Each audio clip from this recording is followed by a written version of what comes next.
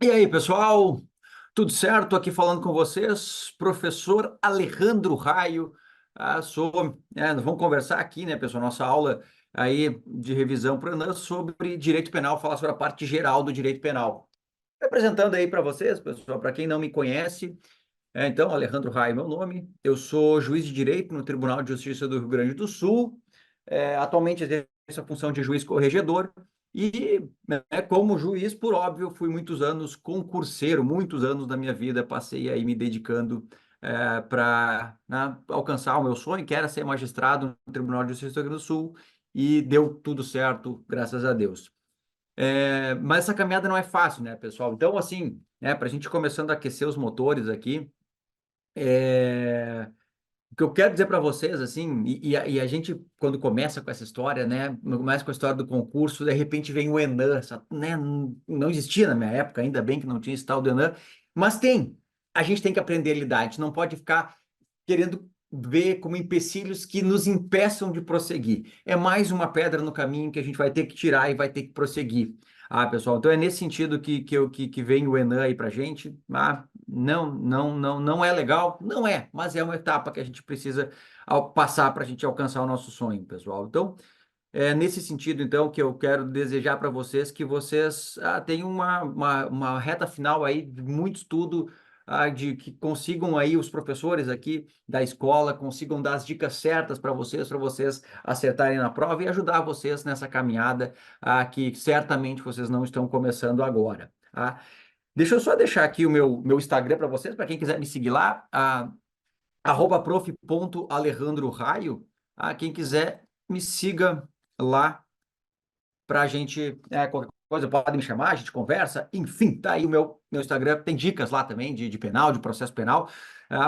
Disse que eu era juiz de direito, mas também sou professor já há alguns anos, alguns bons anos, sou professor de graduação, de pós-graduação, e me dedico também e gosto muito da área de concurso público, que me dedico já também há alguns anos aí na área do penal e do processo penal.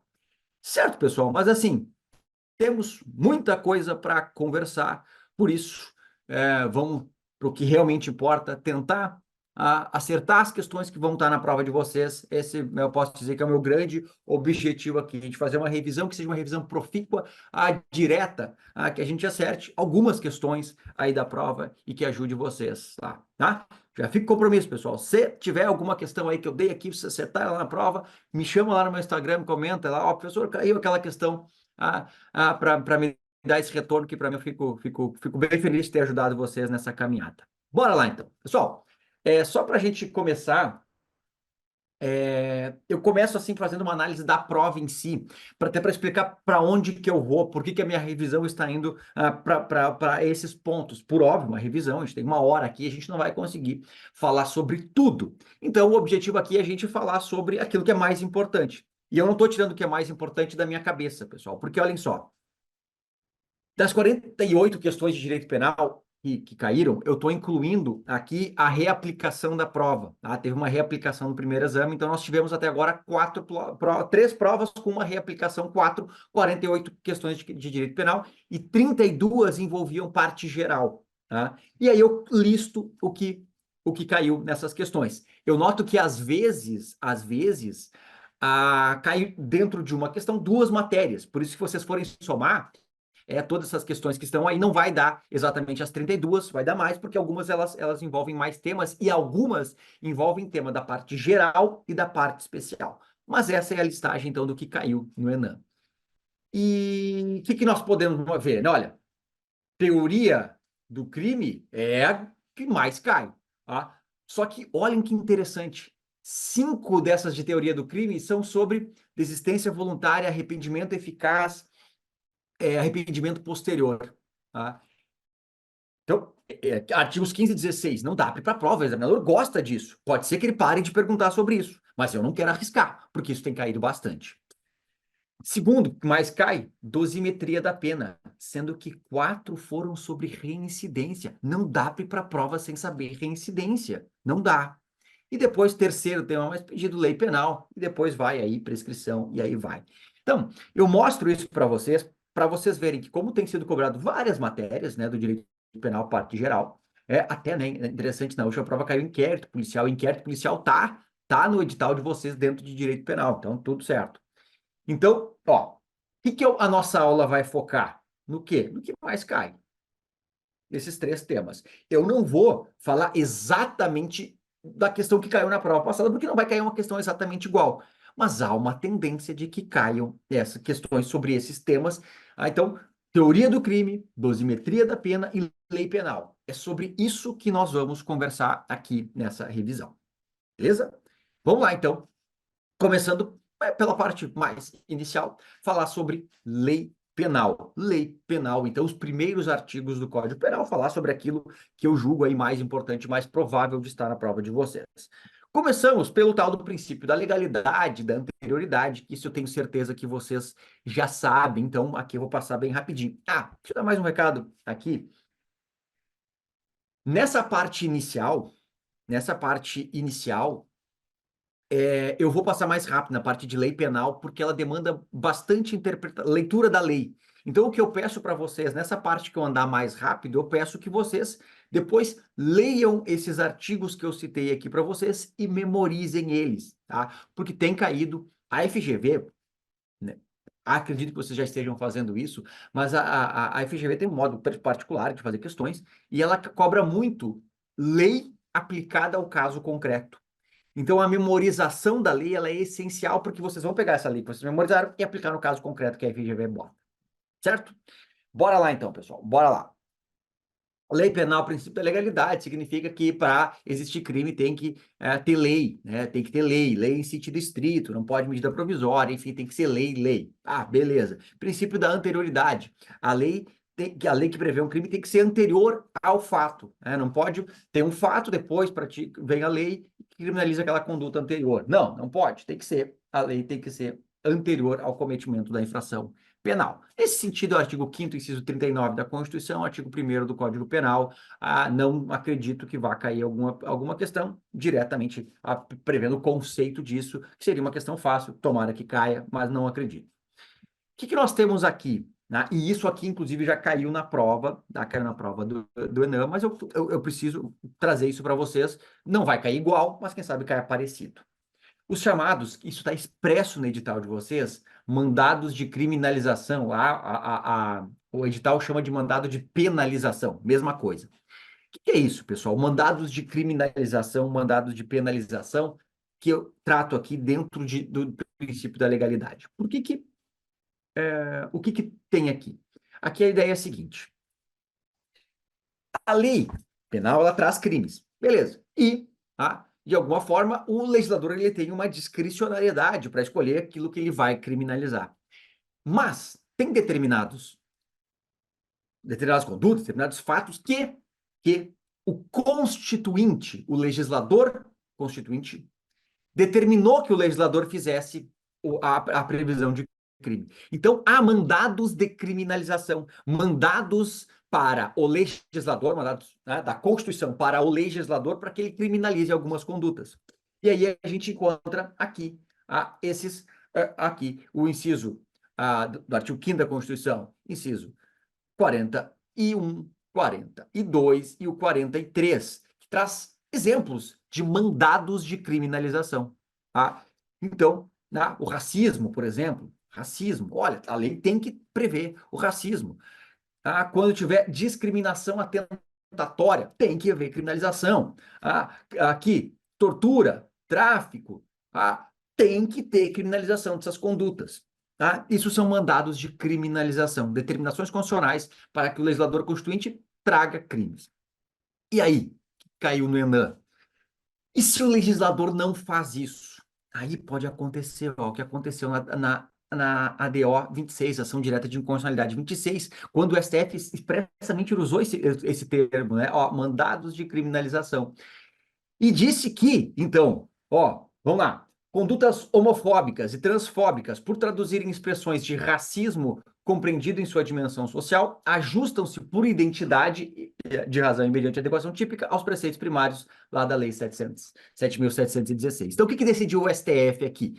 Como o Constituinte determinou que houvesse a criminalização da homofobia e da transfobia e Depois de décadas, o legislador não fez ainda, o STF disse: legislador, você está em mora. E enquanto você não fizer uma lei criminalizando a homofobia e a transfobia, nós vamos aplicar a lei do racismo a esses casos. Então, hoje, as condutas de homofobia e transfobia são punidas conforme a lei do racismo, porque nós não temos essa lei, então, prevendo a criminalização da homofobia e da transfobia. O que é isso? Um dado de criminalização.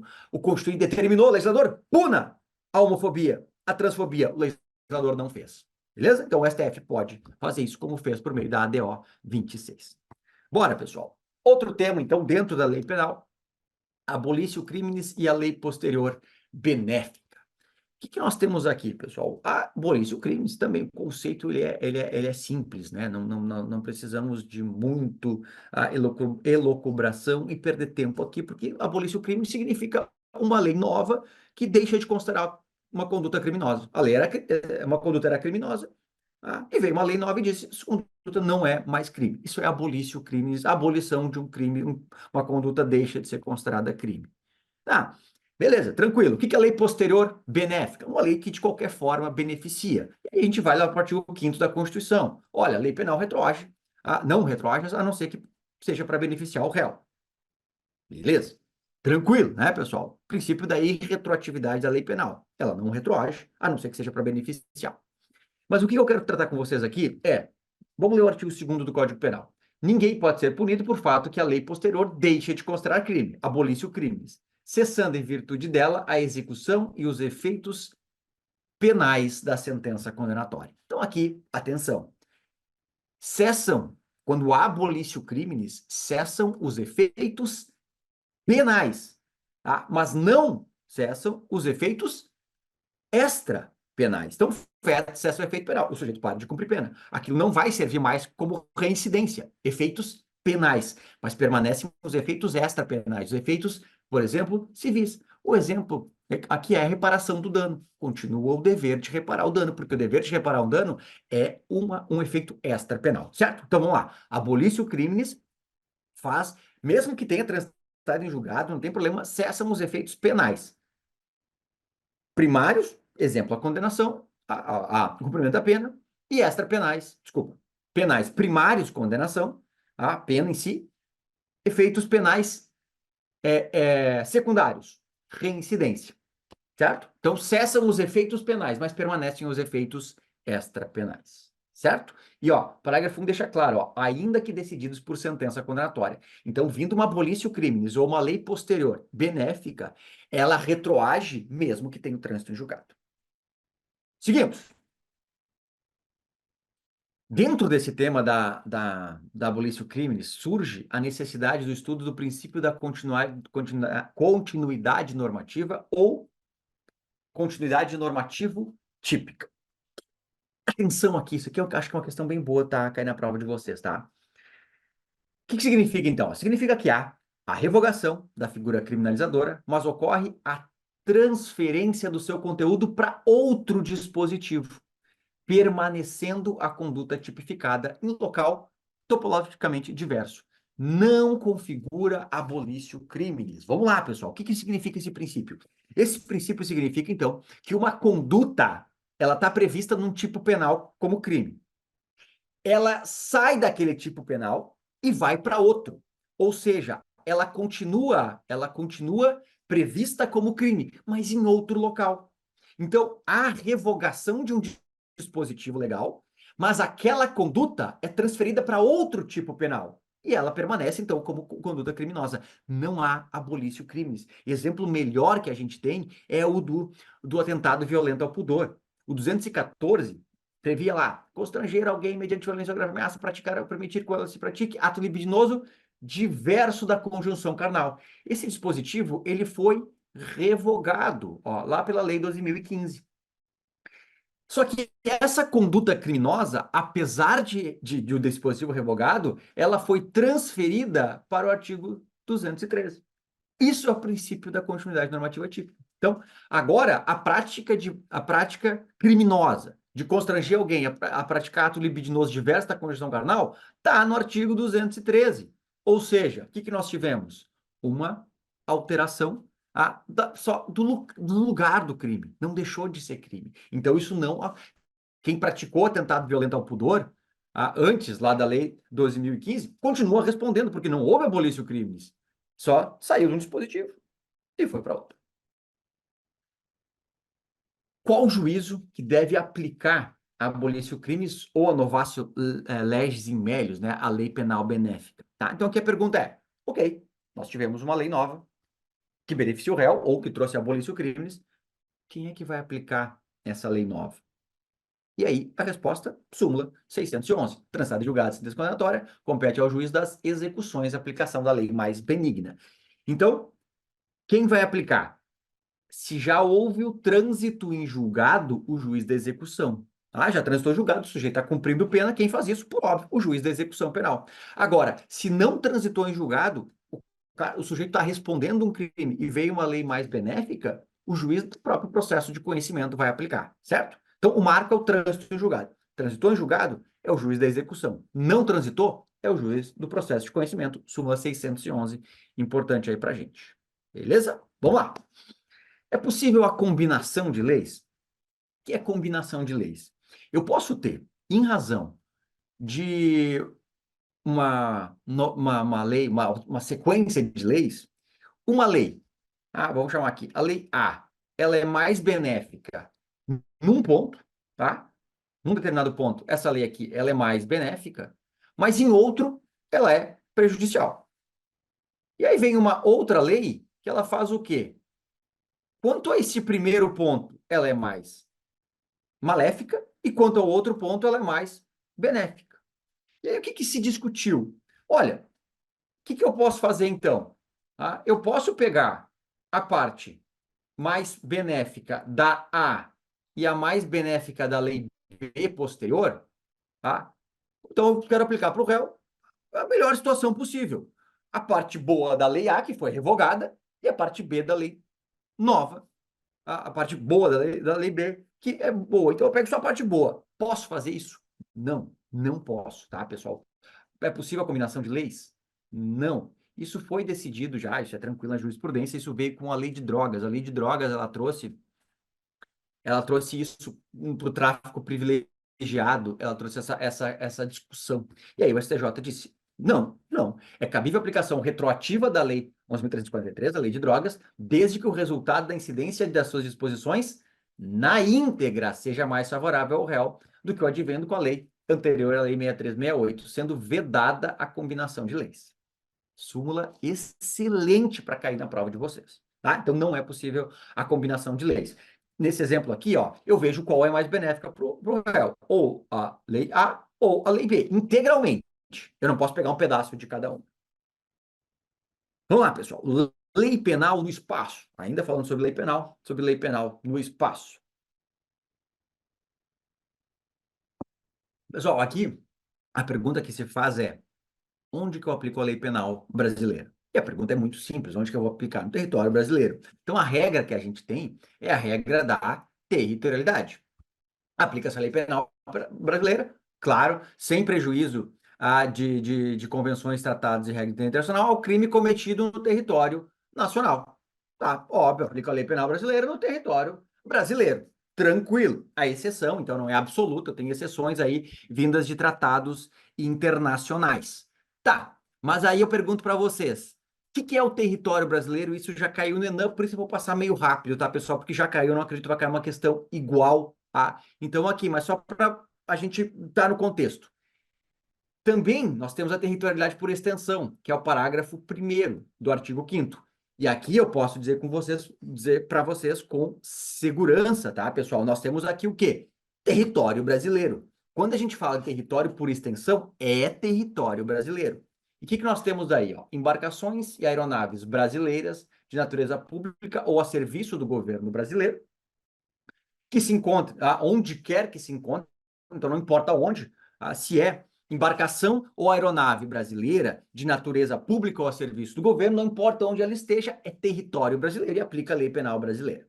Mas também nós vamos ter aí o território brasileiro por extensão em embarcações e aeronaves brasileiras mercantes ou de propriedade privada que se achem, respectivamente, no espaço aéreo correspondente ou em alto mar.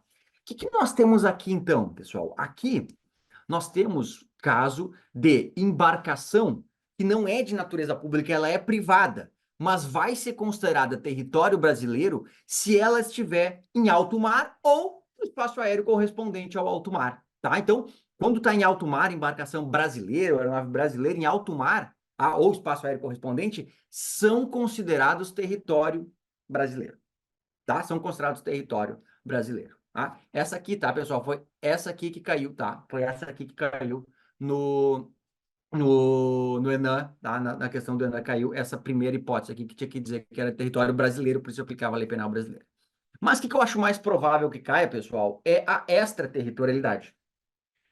O que nós temos na extraterritorialidade? Aqui nós temos a aplicação da lei penal brasileira a crimes praticados fora do Brasil. Crimes praticados fora do Brasil. Tá? Então ficam sujeitos à lei brasileira, embora cometidos no estrangeiro. Então não é a regra é a territorialidade. Mas há casos em que nós aplicamos a lei brasileira a crimes cometidos fora do Brasil. E quando que a gente encontra isso, pessoal? Aí que fica um pouquinho difícil, porque a gente tem que fazer uma classificação. Nós temos a extraterritorialidade, então, que ela é a exceção, quando for incondicionada, condicionada ou hipercondicionada. Tá? Nós temos 3 formas de extraterritorialidade: incondicionada, condicionada ou hipercondicionada. Tá? E aí vamos ver rapidinho cada uma delas aqui. Aqui demanda muita memorização de vocês, tá? E eu convido vocês a fazerem isso. Quando que nós temos a incondicionada? Artigo 7º, inciso 1 do Código Penal. Alguns crimes, pessoal, qual que é a ideia do incondicionada? Aqui não tem condição, não precisa implementar nenhuma condição, basta cometer o crime aqui desses aqui.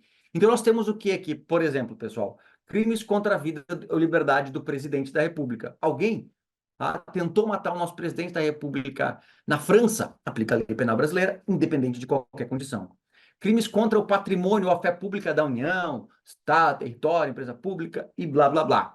Crimes contra a administração, contra quem está a seu serviço, e de genocídio, quando o agente for brasileiro ou domiciliado no Brasil. Então, parágrafo 1º. Nos casos desse inciso, o agente é punido segundo a lei brasileira, ainda que absolvido ou condenado no estrangeiro. Beleza? Tá. Pessoal, aqui é importante, então, a gente memorizar esses casos. Crimes contra a vida ou liberdade do presidente, crimes contra a fé pública da União, território, município, estado, crime contra a administração pública, por quem está a seu serviço, principalmente, pessoal, principalmente acho que a linha D, genocídio, quando o crime for praticado por brasileiro, e aqui eu chamo a atenção, ou domiciliado no Brasil. Então, não precisa ser brasileiro, basta que ele esteja domiciliado no Brasil. Ou é brasileiro, e aí tanto faz já que ele é domiciliado, ou ele é domiciliado no Brasil. Um argentino domiciliado no Brasil, a questão da... Um argentino domiciliado no Brasil praticou um crime de genocídio na Austrália. Aplica a lei penal brasileira? Sim. Artigo 7º, inciso 1, a linha D. Beleza? Mas também nós temos a condicionada. Por que ela é condicionada? Porque para que esses crimes do inciso 2, o sujeito responda por ele no Brasil, precisa preencher algumas condições. Precisa preencher algumas condições. Tá? Então, o crime que, por tratado da Convenção Brasil, se obrigou a reprimir, crime praticado por brasileiro, praticado em aeronave ou embarcação brasileira mercante de propriedade privada, quando em território estrangeiro e não sejam julgados. Mas aí, o que precisa? Preencher essas condições aqui, Tem que preencher essas condições. O sujeito tem que entrar no território nacional, tem que ser o fato punível lá e aqui. O crime tem que estar incluído entre aqueles os quais a lei brasileira autoriza a extradição. Não pode ter sido agente absolvido ou ter cumprido a pena lá no estrangeiro. E não pode também ter sido agente perdoado ou por outro motivo não está extinta a punibilidade segundo a lei mais favorável. Tá, pessoal? Então, olhem só. Nesses casos aqui, o sujeito, ele pratica um desses crimes, mas não basta praticar o crime. Além disso, tem que preencher algumas, ou melhor, preencher todas estas condições aqui que estão listadas no parágrafo 2º, porque senão o sujeito não vai responder criminalmente. Tem que estar, além de praticar o crime, tem que preencher essas condições aqui. E além dessas, nós temos a hipercondicionada, que caiu na prova do Enem, tá? Então, eu acredito que vai cair de novo, tá, pessoal? Mas, além de tudo isso, tá? Se for um crime cometido por estrangeiro contra brasileiro fora do Brasil, ainda tem que ter não pedida ou negada a extradição e tem que ter requisição do ministro da Justiça, tá? Era exatamente aqui nessa B aqui, do parágrafo 3º, que era a questão lá do Enem. Beleza? Tranquilo? Tem que memorizar, tá, pessoal? Tem que memorizar isso aqui. Trocando de assunto, vamos falar sobre a tal da teoria do crime. Teoria do crime. Pessoal, a teoria do crime, então, é muito grande, né? A teoria do crime é muito grande, é muito tema. Eu escolhi alguns temas, né? Pincelei aqui para a gente tratar com vocês, de acordo com o que o Coenan vem cobrando. O que é crime, pessoal? O que é crime? Né? Teoria do crime. Crime é o fato típico, ilícito e culpável, né? O Enan preferiu chamar de antijuridicidade, mesma coisa que ilicitude, né? Fato típico, antijurídico, culpável, fato típico, ilícito e culpável. E aí estão os elementos, né? Do fato típico, nós temos esses 4 elementos: conduta, resultado, nexo e tipicidade. Da ilicitude, estado de necessidade, casos que excluem a ilicitude, né? Estado de necessidade, legítima defesa, tento dever legal, exercício do lado direito. E culpabilidade, que nós temos esses 3 elementos: potencial consciência da ilicitude, exigibilidade de conduta diversa e a imputabilidade. Tudo isso que se estuda na teoria do crime, e é muita coisa, né, pessoal? É muita coisa para se estudar. Mas o que a gente vai tratar aqui, pessoal? Partindo do pressuposto, claro, isso tem que saber, né, pessoal? Tem que entender a teoria do crime muito bem, mas alguns pontos eu quero falar aqui com vocês. Um deles é crimes omissivos e relevância da omissão, tá? Aqui a gente está falando dentro do fato típico, dentro da conduta. O que é conduta? É ação ou omissão humana voluntária dirigida a um fim. Ou seja, conduta, ela pode ser por ação ou por omissão. E aqui, então, nós estamos falando da conduta por omissão. O crime omissivo, ele pode ser próprio ou impróprio, tá? Então, o sujeito pode praticar crimes porque agiu ou porque não agiu. Esse não agir, essa omissão, nós vamos subdividir em crimes omissivos próprios e crimes omissivos impróprios. Próprios, puros, simples. É o crime omissivo como a gente imagina. O sujeito deixa de fazer, crime omissivo próprio. O sujeito deixa de fazer alguma coisa, deixa de fazer, e este não fazer se amolda perfeitamente ao tipo penal. Exemplo, omissão de socorro. Tá? Deixar de prestar assistência quando possível, sem risco, blá, blá, blá. Eu não vou analisar o crime que não é o objetivo aqui dessa aula. Mas o que eu quero só deixar claro? Aqui, o sujeito não faz. Ele deixa de prestar assistência. Ele não faz. E esse não fazer se amolda perfeitamente ao tipo penal. Crime omissivo próprio. Beleza? Crime omissivo próprio. O que é o crime omissivo impróprio? Que aí a gente vai lá para o 13, parágrafo 2º, quando a gente vê lá que o sujeito tem o dever de agir. Aqui é a chave do crime omissivo impróprio. Aqui, esse crime omissivo impróprio, também chamado de crime comissivo por omissão, omissivo impróprio ou comissivo por omissão, mesma coisa, significa, pessoal, que o sujeito, ele não faz, por isso o crime omissivo. Mas, como ele tinha o dever de agir, ele vai responder como se ele tivesse agido. Isso é um crime omissivo impróprio ou comissivo por omissão. O sujeito, repito, ele não faz. Ele deixa de fazer algo, por isso é omissivo. Mas ele vai responder como se ele tivesse feito. Por quê? Porque ele tinha o dever de agir. Ele devia agir e podia agir e não agiu. Ele não fez. Vai responder como se ele tivesse feito. Quando?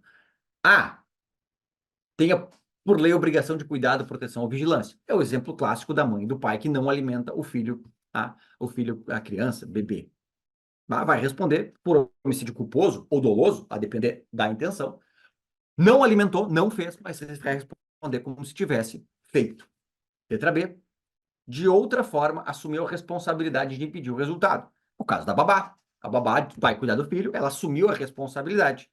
No meio do caminho, não aguento mais o choro dessa criança, vai embora e a criança morre, ela vai responder por crime, como se ela tivesse agido porque ela tinha o dever de impedir o resultado.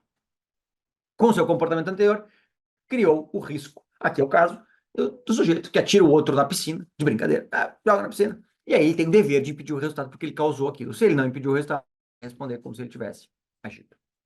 Tá? Crime omissivo impróprio. O sujeito responde como se tivesse agido. Ele não agiu, mas responde como se tivesse agido porque ele tinha o dever de agir. Erro de tipo discriminante putativa. Discriminante putativa caiu já 2 vezes, tá, pessoal? Discriminante putativa. Então, olho aberto com a tal da discriminante putativa. O que é o erro de tipo, pessoal? Ó, artigo 20 do Código Penal. O erro sobre elemento constitutivo do tipo exclui o dolo, mas permite a punição por crime culposo, se previsto em lei. Vamos falar sobre o erro de tipo, tá, pessoal? Erro de tipo. O sujeito, ele erra, então, quanto a uma elementar do tipo, tá? Ele erra quanto a um fato. Essa é a chave para diferenciar o erro de tipo do erro de proibição. O erro de tipo, o sujeito erra quanto a um fato. O sujeito, ele imagina, tá, uma situação que não existe. Não existe. Por exemplo, o sujeito sai do mercado, vai, bota as compras no carro e vai embora. Quando ele chega em casa, ele se dá conta. Cara, esse não é o meu carro. Entrei no carro errado. Entrei no carro errado. O que nós temos aqui, então? Um erro de tipo. O sujeito imaginou que o carro era dele, mas não era. Ele errou quanto a uma elementar do tipo penal de furto. Ele subtraiu coisa alheia móvel, certo? Mas ele achou que era dele. Então ele errou quanto a uma elementar alheia. Exemplo, outro, já caiu em prova, inclusive, não me lembro, mas caiu em prova. O açougueiro, tá? Um criminoso se esconde dentro do açougue, tá? Dentro do açougue, lá, se esconde no meio das carnes. E o açougueiro, no final do dia, vai lá e pensa, vou arremessar a faca para jogar, acertar numa carne e ir embora. Quem estava lá? Um sujeito que levou a facada. Quer dizer, o açougueiro, ele não sabia que tinha uma pessoa, ele não queria matar ninguém. Ele jogou a faca, mas ele matou uma pessoa. Tá? Ele achou que era um boi morto, né? Uma carne, e era uma pessoa. Erro de tipo. Tá? Então, o sujeito imagina, então, o sujeito erra quanto ao fato. Ele imagina um fato, mas era outro. Tá? Achou que era carne, mas era pessoa. Achou que era o carro dele, mas era de outra pessoa. Erro de tipo. Qual que é a consequência, pessoal? Qual que é a consequência quando a gente fala sobre isso? A consequência é essa aqui, ó. A consequência é esta aqui. Se o erro de tipo é invencível, inevitável, excusável, ou seja, não tinha como vencer esse erro, tá? Qualquer pessoa naquela circunstância teria errado igual, isso vai excluir tanto o dolo quanto a culpa. O erro de tipo sempre exclui o dolo, tá? Sempre exclui o dolo. Mas se ele é inevitável, ele exclui o dolo ou a culpa. Se ele era vencível, evitável, inexcusável, o sujeito podia ter sido um pouquinho mais prudente e evitar esse erro, exclui somente o dolo. Tá? Exclui somente o dolo. É isso que diz para a gente o artigo 20. Tá? O artigo 25 diz exatamente isso. Então, o erro de tipo inexcusável, tá? O inexcusável, evitável, vencível, ele exclui somente o dolo. Agora, se o erro era invencível, inevitável, era excusável, tá? Aí exclui o dolo e a culpa, o sujeito não responde por nada. Tá? Beleza? Nesse outro aqui, no vencível, ele responde por crime culposo, se previsto como crime culposo. Tá? Exclui o dolo, ele responde por culpa, se o crime é previsto como culposo. O furto, por exemplo, não tem culposo. Beleza, pessoal. Aqui, não, ainda não. Discriminante putativo. Tá? Então, erro de tipo, check. Visto. Vamos ver a discriminante putativa. Parágrafo 1º do artigo 20. É isento de pena quem, por erro plenamente justificado pelas circunstâncias, supõe situação de fato que, se existisse, tornaria a ação legítima. Não há isenção de pena quando o erro deriva de culpa e o fato é punível como crime culposo. Aqui, pessoal, nós falamos de uma discriminante putativa por erro de tipo. É uma espécie de erro de tipo, tá? Discriminante putativo por erro de tipo. Por isso vai ter a mesma consequência do erro de tipo. O que é uma discriminante putativa por erro de tipo? Aqui, o sujeito, ele imagina uma situação de fato que, se existisse, tornaria a ação legítima. Discriminante putativa nada mais é do que uma excludente de ilicitude imaginária. O sujeito imagina uma situação, imaginária, putativa, tá? Putativa é imaginária, e se existisse, ele estaria numa excludente de ilicitude. Então, discriminante putativa é uma excludente de ilicitude imaginária. Putativa é imaginária, e discriminante é uma causa de exclusão da ilicitude. Então, o que é o exemplo que, inclusive, caiu no Enem? O sujeito, ele acha que alguém está entrando na casa dele, que é um bandido, e ele vai lá e mata a pessoa. Não era. Era o jardineiro dele.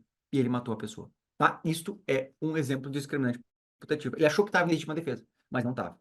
E as consequências, tá? As consequências são exatamente as mesmas, tá? Se a discriminante putativa era invencível, tá? Exclui dolo e culpa. Se era vencível, exclui somente o dolo. Ele responde por crime culposo, se previsto como culposo. Agora sim, bola para frente. Aqui eu quero falar com você sobre o erro na execução e o resultado diverso do pretendido, que são duas formas de erros acidentais.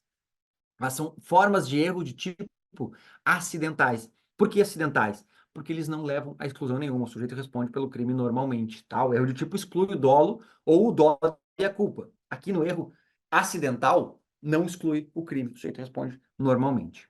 E aí nós vamos ter uma forma de erro de tipo acidental é o erro na execução, famoso aberratio ictus. Quando, por acidente ou erro nos meios de execução, o agente, ao invés de atingir a pessoa que pretendia ofender, atinge pessoa diversa. Responde como se tivesse praticado crime contra aquela. Aí, na forma do parágrafo 3º do artigo 20, no caso de ser atingida a pessoa que o agente pretendia ofender, aplica-se a regra do artigo 70. Show! Vamos lá. Erro na execução, aberratio ictus, é o cara que ele é ruim de pontaria. Ruim de pontaria. O sujeito, por acidente ou erro nos meios da execução, ele mira numa pessoa que ele quer matar e erra e acerta do lado. Isso é o erro na execução. Outro exemplo, já caiu em prova, tá? Em prova, a seguinte situação. A mãe queria matar o marido, deixou o veneno, deu uma comida pro veneno pro marido. Quem foi lá e comeu? A filha. E a filha morreu. Erro na execução. Erro na execução por acidente. Então, seja por acidente, seja por erro no meio da execução, o sujeito atinge a pessoa diversa da que ele queria atingir. Ele responde, e isso é muito importante, tá, pessoal? Ele responde como se tivesse praticado o crime contra aquela. Quem é aquela, pessoal? A pessoa que ele queria matar. Essa é uma consequência muito importante. O sujeito que, por erro na execução, atingiu a pessoa que ele não queria atingir, ele responde como se tivesse matado a pessoa que ele quis matar. Isso pode ser importante aí, por exemplo, para ver a dosimetria da pena. Porque o fato de ter matado um idoso, agravante. Então, isso pode ter influência grande. Ele responde como se tivesse matado a pessoa que ele matar. Tá? E se ele atinge as duas pessoas, a pessoa que ele queria e a que ele não queria, aí a gente vai falar aqui em concurso formal. Ele acerta as duas, com uma conduta, atinge duas pessoas, ele vai responder, então, em concurso formal por esses dois crimes. O resultado de feras pretendido, chamada aberratio criminis, é parecida, mas é diferente. O que nós temos no aberratio criminis? Aqui, o sujeito, ele erra quanto ao crime. Ele queria praticar um crime, praticou outro. Então, ele não errou quanto à pessoa. Ele errou quanto ao crime. Exemplo clássico. O sujeito atira uma pedra para quebrar o carro. O que acontece? Ele acerta uma pessoa. Ele atirou para quebrar o carro, acertou uma pessoa. Ele queria praticar o crime de dano, praticou o crime de lesão corporal. Então, fora dos casos do artigo anterior, quando por acidente ou erro na execução sobrevém resultado diverso do pretendido, o agente responde por culpa se o fato é previsto como crime culposo. Se ocorre também o resultado do pretendido, artigo 70, concurso formal. Como assim? Atirei a pedra, em dolo de causar o dano. Causei lesão corporal na pessoa que estava do lado do carro. Respondo por lesão corporal culposa, Por isso, porque eu não queria acertar, mas acertei. Agora, se eu acerto o carro e acerto a pessoa, eu respondo pelas condutas em concurso formal, artigo 70. Show? Bora lá. Desistência voluntária, arrependimento eficaz. O que isto já caiu em prova, né, pessoal? Como eu falei para vocês, é uma enormidade o que caiu em prova de desistência voluntária e arrependimento eficaz. A desistência voluntária e arrependimento eficaz são as chamadas tentativa abandonada ou tentativa qualificada. Por quê? Porque o sujeito ele está tentando praticar um crime e no meio da tentativa ele abandona. Ele abandona. Ele abandona. Ou ele desiste ou ele se arrepende. Tá? Por isso chama tentativa abandonada, tentativa qualificada. Artigo 15. O agente que voluntariamente desiste de prosseguir na execução ou impede que o resultado se produza só responde pelos atos já praticados. O que nós temos aqui, pessoal? Aqui nós temos, então, são dois institutos diferentes, tá? A desistência voluntária é um arrependimento eficaz. Ó, o agente que voluntariamente desiste de prosseguir. Nós estamos falando de quem? De desistência voluntária, tá? Quando o agente, então, ele desiste de prosseguir na execução, estamos falando de desistência voluntária. E aqui é importante a gente imaginar assim, ó, pessoal, deixa eu pegar aqui, vamos imaginar assim, ó.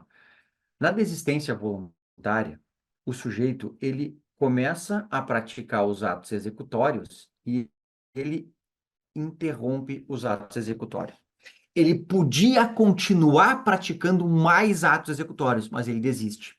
Ele efetuou um disparo, efetuou 2 disparos, ele ainda tem mais projéteis no revólver dele, mas ele para. Ele desiste de prosseguir e o resultado não acontece. Tá? Ele chegou a acertar a pessoa, ou não acertou, tanto faz, mas ele não concluiu, não matou. Ele desistiu. Desistência voluntária. No arrependimento eficaz, o sujeito vai um pouco além. Ele esgota os meios executórios que ele tinha à sua disposição, e aí ele o quê, pessoal? Ele impede que o resultado se produza. Tá? E aí nós falamos o quê? De arrependimento eficaz. Então, notem, aqui o sujeito vai um pouco além, né? Ele vai um pouco além. Ele tem 6 projéteis no revólver e ele efetua os 6 disparos e se arrepende e impede que o resultado se produza. Tá? Arrependimento eficaz. Então, notem, na desistência voluntária, o sujeito para no meio dos atos executórios e o resultado não acontece. Tá? O resultado não acontece. No arrependimento eficaz, o sujeito esgota os meios executórios e impede que o resultado aconteça. Qual que é a consequência? Responde, ó, só responde pelos atos já praticados. Aqui, eventualmente, uma lesão corporal. Efetuou os disparos, tanto faz, desistência voluntária e arrependimento eficaz. Efetuou os disparos, e aí se arrependeu, desistiu, e o sujeito não faleceu, o que aconteceu? Responde pelo que ele praticou, pela lesão corporal. Beleza? Arrependimento posterior. Nos crimes cometidos sem violência ou grave ameaça à pessoa, reparado o dano ou restituída a coisa, até o recebimento da denúncia ou da queixa, ato voluntário, a pena será reduzida de 1 a 2 terços. Pessoal, aqui se a gente fosse na linha, ó, aqui, até aqui, a desistência voluntária. Iniciou os atos executórios e desistiu. Arrependimento eficaz, o sujeito foi um pouco além, né? Esgotou os meios executórios. No arrependimento posterior, o sujeito ainda vai além e acontece o quê? A consumação do crime. Tá? Aqui, o sujeito consuma o crime. No arrependimento posterior, o sujeito chega a consumar o crime. Por isso que o nome é arrependimento posterior, porque é posterior à consumação. Então, o sujeito praticou um crime sem violência, grave ameaça, reparou o dano, mas o que tinha acontecido? A consumação. O sujeito tinha consumado, e depois da consumação, que ele vem e se arrepende. Tá? Então, vejam que é outro momento do arrependimento posterior. O sujeito se arrepende depois da consumação. E aí, pessoal, qual que é a grande questão? Aqui, o sujeito responde pelo crime, mas com a pena reduzida. Então, notem que no anterior, o sujeito respondia só pelos atos praticados, não respondia pelo crime que ele queria inicialmente. Aqui, no arrependimento posterior, o sujeito responde pelo crime porque ele consumou o crime. Qual é a consequência aqui? Redução da pena. Então, quais são os requisitos? Crime sem violência ou grave ameaça, reparar o dano ou restituir a coisa. Então, exemplo aqui, né, pessoal? Não pode. No roubo não se fala isso aqui. Reparação do dano. Importante. Esse instituto não é só para crimes contra o patrimônio, pode ser um crime contra a administração pública, tá? Pode ser um crime contra a administração pública, tá? Desde que, sem violência ou grave ameaça, haja reparação e restituição, elemento temporal até o recebimento da peça acusatória e seja por ato voluntário. Ah, boa, pessoal, já esqueci de dizer isso para vocês. A voluntariedade, ela está prevista tanto aqui no arrependimento posterior, quanto no... cadê? Que voluntariamente, quanto nos anteriores. Nos três institutos que a gente está falando, tem que ser voluntário. Mas, isso já caiu em prova, tá? Não confundam voluntariedade com espontaneidade, tá? Voluntariedade significa que o sujeito, por vontade, desistiu, se arrependeu. É diferente de espontaneidade. Não precisa de espontaneidade, precisa de voluntariedade. Exemplo, a mãe do sujeito chega e diz para ele: para, não mata ele. Ah, o sujeito é boa pessoa. E o cara pensa: realmente, minha mãe tem razão, não vou matar. Isso é voluntário, voluntariamente ele parou, mas não foi espontâneo, foi a mãe que disse para ele. Tá? Então, nesse caso, o sujeito vai de qualquer um desses institutos, tá, pessoal? Porque foi voluntário. Foi voluntário. Não foi espontâneo. Não foi espontâneo, mas foi voluntário. É diferente, tocou a sirene que tá chegando a polícia e o cara vai embora. Aí não foi voluntário. Ele parou porque estava vindo a polícia e não porque ele quis parar. Tá? Então não confundam voluntariedade com espontaneidade. Voluntariedade precisa, espontaneidade não. Embriaguez, pessoal. Aqui eu quero só falar sobre um ponto específico com vocês da embriaguez, tá? Que eu acho que é importante a gente tratar. Que dentro da culpabilidade, né? Embriaguez dentro da culpabilidade, porque a gente sabe que há como regra, é o artigo 22, 28, inciso 2, a embriaguez não exclui a imputabilidade, né? A embriaguez voluntária e culposa, por álcool ou qualquer substância análoga, não exclui a imputabilidade. Tá. Mas há casos, sim, que o álcool exclui a imputabilidade. E aí a gente vai para o parágrafo primeiro, que permite, então, que haja a exclusão da culpabilidade. O sujeito vai ser inimputável em razão da embriaguez. Quando que isso acontece, pessoal? Ó, vamos lá. Esqueminha para a gente memorizar mais fácil. A embriaguez, então, ela pode ser voluntária ou culposa ou involuntária. A voluntária ou culposa, essa aqui, não exclui a culpabilidade. É o que diz o artigo 28, inciso 2. A embriaguez voluntária ou culposa pelo álcool substância não exclui a imputabilidade. O sujeito responde normalmente. Mas, se nós tivermos uma embriaguez involuntária completa, ela vai excluir a culpabilidade. É isso que diz pra gente o parágrafo primeiro. Se o sujeito, por embriaguez, completa, proveniente de caso fortuito ou força maior, era ao tempo da ação ou omissão inteiramente incapaz de entender o caráter ilícito do fato ou terminasse de acordo com o entendimento, não vai responder por crime. É isento de pena. Tá? Então, pessoal, vamos lá. Se a embriaguez é involuntária, involuntária, ou seja, decorrente de caso fortuito ou força maior, e completa, o sujeito não vai responder por crime porque exclui a culpabilidade, exclui a imputabilidade. Tá? Decorrente de caso fortuito ou força maior, um trote obrigam o cara a tomar. É involuntário, ele não quer, ele foi obrigado e completamente embriagado. Exclui. Agora, se foi involuntária e não chegou a ser completa, parcial, responde pelo crime, mas com diminuição de pena. Aí a gente vai para o parágrafo 2º. Tá? Então, se foi involuntária, decorrente de caso fortuito ou força maior, e completa, exclui. Involuntária e parcial, não exclui, mas diminui a culpabilidade. E chegamos no nosso último tópico, pessoal, aqui da aplicação da pena.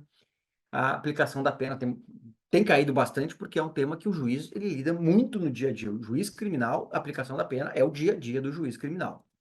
Então, aqui, pessoal, aqui, então, bem a título introdutório mesmo desse tema, nós adotamos o sistema trifásico, conforme o artigo 68, que a gente tem 3 fases, o juiz tem que passar, né? Eu sempre comento que é uma escadinha.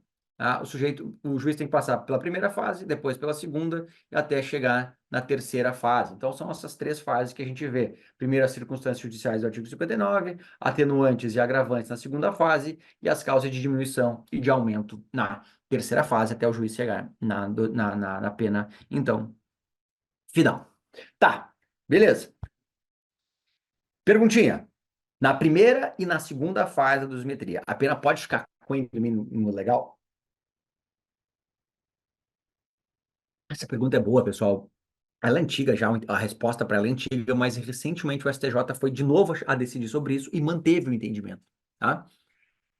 E a resposta é, pode ficar com do mínimo legal? Na primeira, na segunda, não. Nem a do mínimo, nem acima do máximo. Então eu tenho uma pena lá do homicídio 6 a 20 na primeira fase da dosimetria da pena, e na segunda tem que ficar entre 6 e 20. Não pode, na primeira e na segunda fase da dosimetria da pena, passar do máximo nem abaixo do mínimo. Súmula 231, clássica do STJ. A incidência de circunstância atenuante não pode conduzir à redução da pena abaixo do mínimo legal. Claro, aquela fala da atenuante, segunda fase, mas isso vale tanto para a primeira quanto para a segunda, entendimento tranquilo, e vale tanto para baixo quanto para cima. Não pode ir abaixo, no mínimo, acima do máximo, na primeira e na segunda. Na terceira pode, tá? Na terceira fase da dosimetria da pena, pode. Aqui, pessoal, o tema mais cobrado, um dos mais cobrados, junto com o arrependimento eficaz, desistência voluntária e arrependimento posterior, que é a reincidência. Reincidência e antecedentes, até para a gente diferenciar e ver um entendimento bem importante aqui.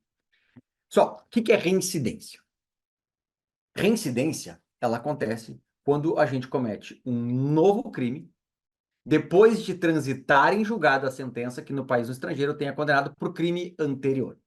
O que eu tenho aqui, então, pessoal? Ó, reincidência. Tem que entender reincidência. Isso aqui, assim, ó, é essencial. Olha lá. Quais são os requisitos? O sujeito pratica um crime, no Brasil, no exterior, tanto faz. Ele é condenado definitivamente por esse crime e pratica um novo crime. Então, olhem só, pessoal, o que eu tenho? Numa linha do tempo. Eu tenho o quê? O sujeito praticou um crime, foi condenado por esse crime e praticou um novo crime. Aqui, nesse crime aqui, ele é reincidente. Então, eu tenho o quê? Ó? Crime, condenação, novo crime. Crime, condenação, novo crime. Aí eu tenho o sujeito reincidente nesse segundo crime. Tá? Mas eu preciso do trânsito em julgado.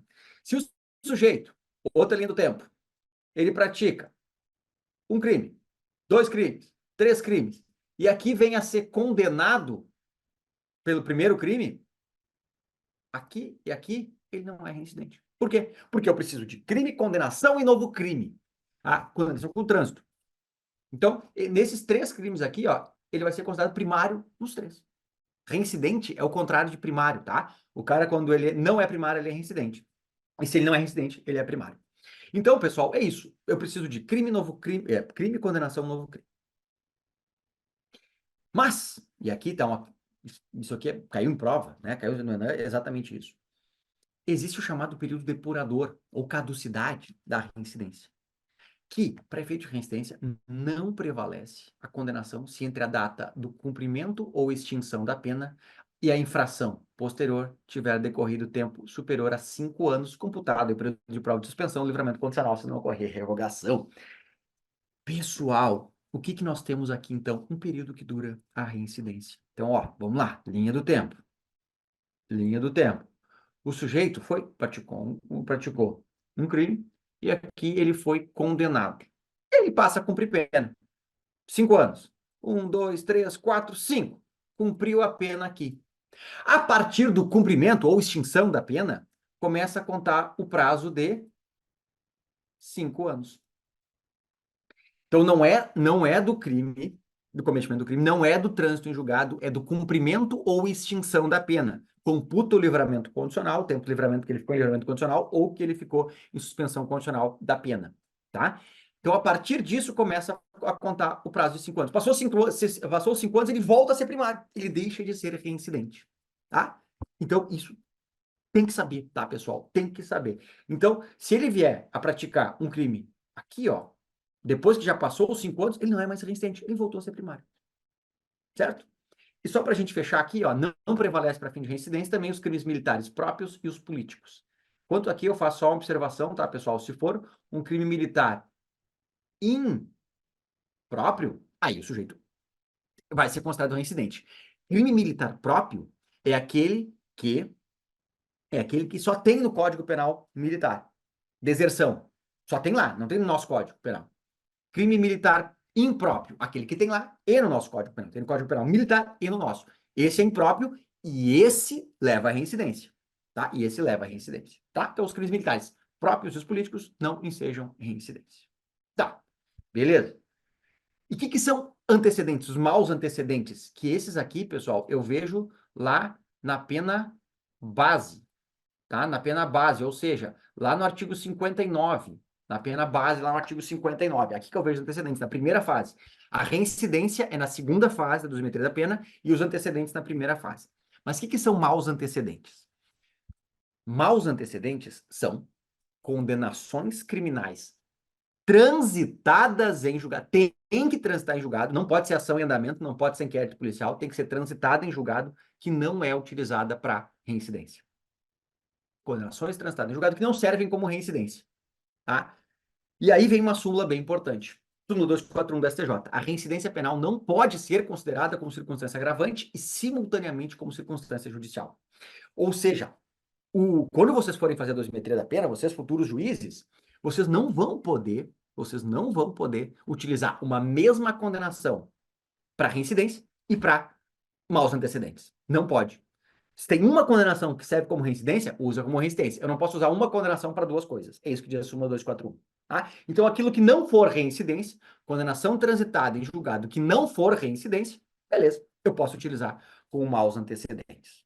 E aí vem perguntinha que eu acho que pode cair na prova de vocês. Adotamos o sistema da perpetuidade ou da temporalidade para os antecedentes. Vamos lá, vamos só antes de responder essa. Quanto à reincidência, qual que a gente adota? Sistema da temporalidade. Por quê? Vamos voltar ali. Nós temos os 5 anos, a período depurador, a caducidade da reincidência. Então, para reincidência, nós adotamos a temporalidade. Mas para os antecedentes, pessoal, nós adotamos o sistema da perpetuidade. O que quer dizer isso, pessoal? Quer dizer que não tem tempo para ser considerado maus antecedentes. O sujeito praticou um crime quando tinha 18 anos. Condenação transitada em julgado. Ele praticou um outro quando ele tinha 82 anos. Pode ser utilizado como maus antecedentes? Pode. Tá? Estou dando um exemplo exagerado, a gente vai ver que tem casos que não se aplica, mas é possível, tá? Não tem um prazo para os maus antecedentes que tem para a reincidência. Não tem um prazo. Não se aplica esse prazo de 5 anos para a reincidência. Olha o que diz aí o STF, tema 150. Não se aplica o reconhecimento dos maus antecedentes, o prazo quinquenal da prescrição da reincidência previsto no 64. Então, esse prazo não se aplica. Podendo o julgador, aí, ó, fundamentada e, eventualmente, não promover qualquer incremento da pena base em razão de condenações pretéritas, quando as considerar desimportantes ou demasiadamente distantes no tempo. Pessoal, então olha só, vamos entender o que diz o STF aqui. Não se aplica o prazo da reincidência para os maus antecedentes. Não tem prazo. Sistema da perpetuidade. Tá. Mas, no caso concreto, pode o juiz deixar de aplicar os maus antecedentes, por quê? São desimportantes ou demasiadamente distantes no tempo. Esse exemplo que eu dei para vocês. Você praticou um crime quando tinha 18 e outro quando tinha 80 anos. Ah, não, isso faz muito tempo. O juiz, no caso concreto, pode deixar de aplicar esses maus antecedentes. Ou é desimportante. Ah, ele considera desimportante. São crimes tão diferentes, né, que não importam para considerar os maus antecedentes. Tá? Beleza? Entendimento importante.